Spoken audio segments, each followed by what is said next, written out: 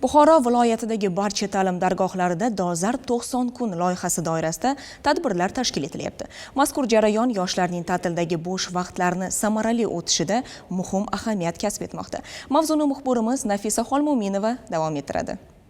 Tashabbus doirasida o'quvchilarning bo'sh vaqtini mazmunli tashkil etish maqsadida qator loyihalar amalga oshirilmoqda. Mavjud to'garaklarga o'quvchilarning kattagina qismi qamrab olingan. Xususan, reja asosida fan, kasb-hunar va sport yo'nalishlarida mashg'ulotlar namunali tarzda tashkil qilinyapti.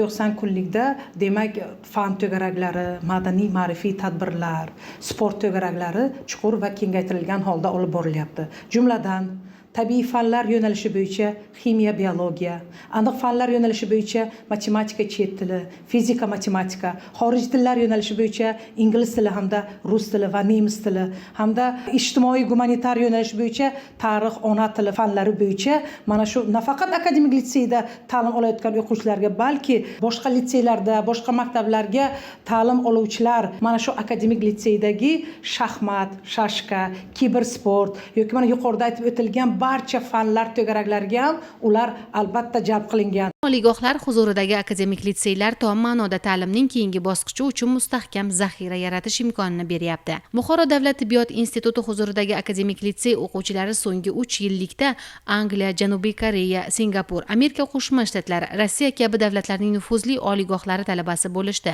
Dolzarb 90 kunlik tadbirlari ushbu ko'lamning oshishi uchun ham asos bo'lmoqda.